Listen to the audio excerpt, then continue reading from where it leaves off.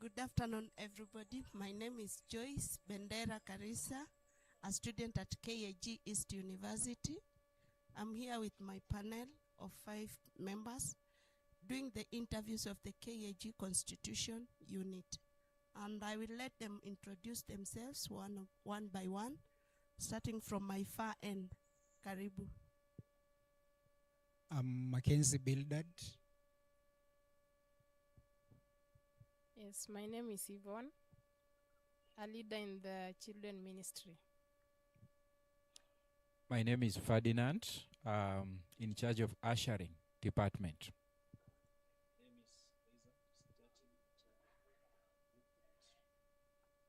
My name is Amos Mosetti, in charge of finance department.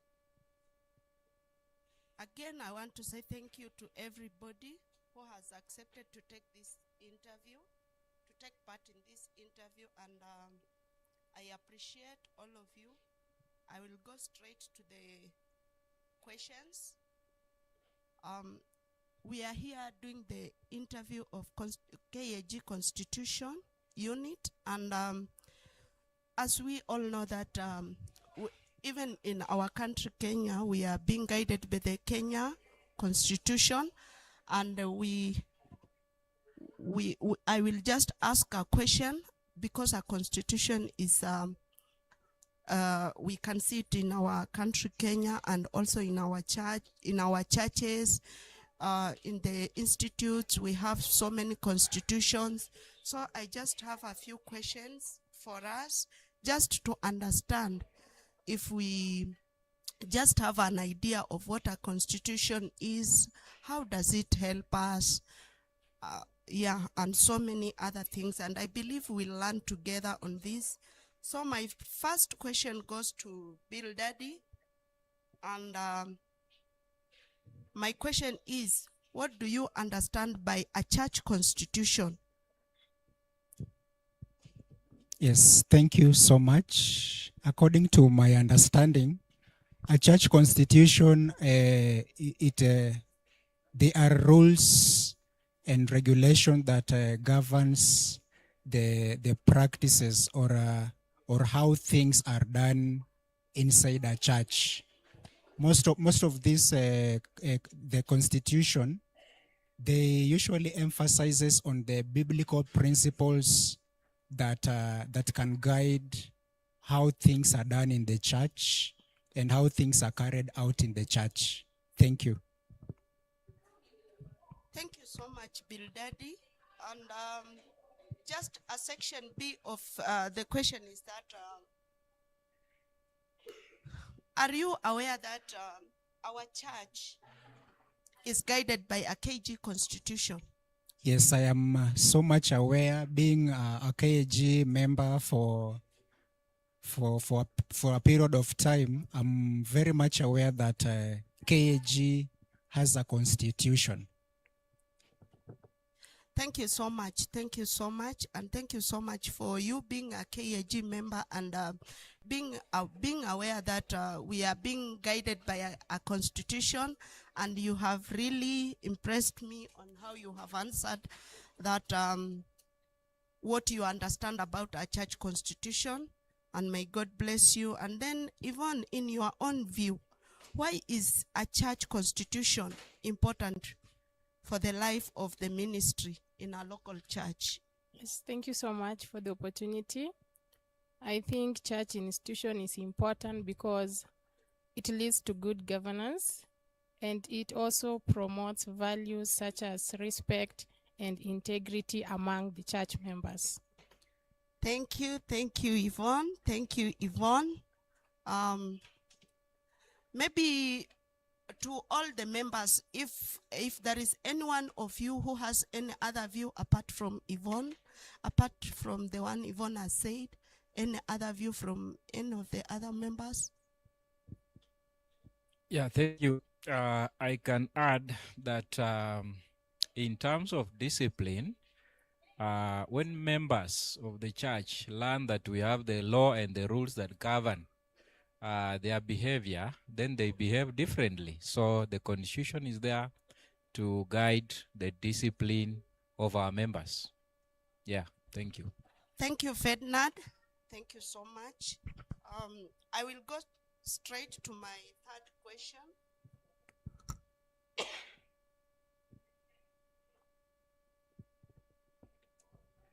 And my third question goes to Ferdinand.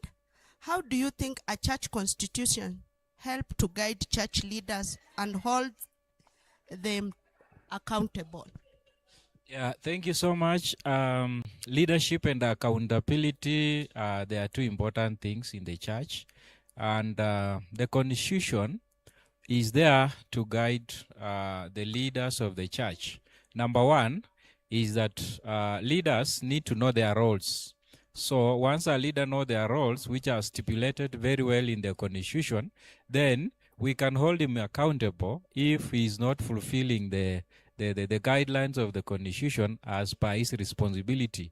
So in terms of leadership and accountability, I believe the Constitution, the KAG Constitution, is there to guide them, and we can now hold them responsible if they are not fulfilling the guidelines that are stipulated on the Constitution. So there, the Constitution is very important. Yeah. Any other importance from the members? Importance of the Constitution? For the leadership, yes. To add on that, also the Constitution can help to safeguard the integrity of leaders.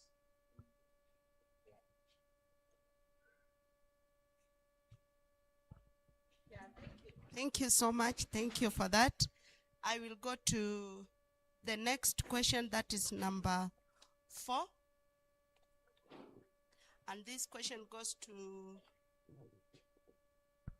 Sitati, our patron in the youth ministry. How important do you think a church constitution is in handling conflicts and discipline or disagreements within a local church? Thank you very much for this question. And as we stated from the beginning, is that a constitution is guidance or set of rules that govern the church or a specific institution. And for this case, we're speaking about the Kenya Assemblies of God Constitution. And I believe that it is very important in helping to remove or to be able to where there are conflicts, because you can imagine a place where there is no set of rules. People can behave the way they want. They can do things their own way because each and every person feels he or she has a say of what is happening. But where there are strict or guidance or rules that are put, then these people have to adhere to these rules. And that is the reason why now when it comes to conflict, because there are set rules that are put, then we will not have a problem of who has more power, let's say in the ministry, or who has more say in the ministry, because they are set rules. So we are all moving according to these rules, and they help us. There won't be conflict, because now we are not relying on who is more powerful than the other, but we are relying on the set rules. And also another thing that it helps us to do is because this constitution comes from the biblical structure, then it forces the biblical authority over the congregation and over the church. So people know that they are guided by the constitution and they are guided by the biblical principles that are put in this constitution. So from this, we won't have conflict. And it also protects the leaders and the members. You see, when there is a constitution, then even if you have personal issues, but at the end of the day, if you see a leader has told you to do something, and because it's guided by the constitution, you won't say that it is his personal opinion. Yes. Yeah, just an addition. Okay. In terms of conflict, a constitution helps us to enhance justice and fairness, whereby the authority is not favoring some people. So in administration of justice and fairness, we all receive the same portion of measures and standards. So the pastor, the senior pastor, cannot favor anyone because the law is there. We go back to the law. If it applies to me, it should apply to him. It should apply to you. Yeah. Thank you so much. Thank you so much I for that. wanted to add something. Okay, Karibu. Yeah, so also I can say that the constitution is like a set of rules, like in the road rules, that will show you this place you should go at a certain speed. This way there's a corner. This way there's straight. So it is very easy for us as church leaders to be able to follow the rules without favoring anybody. Secondly, it will be able to guide us to move towards the right direction as a ministry. Yeah, thank you. Thank you so much. Thank you so much. I'm so happy. I'm so impressed of your answers. Then the fifth question and the last question goes to our leader, Amos. And the question goes like this. Amos, you as a leader of this church, as a deacon, how does understanding and following a church constitution strengthen the church's mission and its witnessing in the country? Okay, a church constitution, one, it brings us together.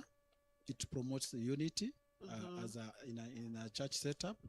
Secondly, it promotes community witnessing, so that you can be able to go out and witness the community. And lastly, also it enhances church good leadership, because when you have a constitution, it guides you, it protects you, it protects both sides of the coin. That is, it protects the congregants, it protects the leaders, and also it protects even the pastoral team. Yeah, thank you. Thank you so much. Anyone else who can add on that? How does the church constitution strengthen the church mission and witnessing? Any one of you who has an addition on that?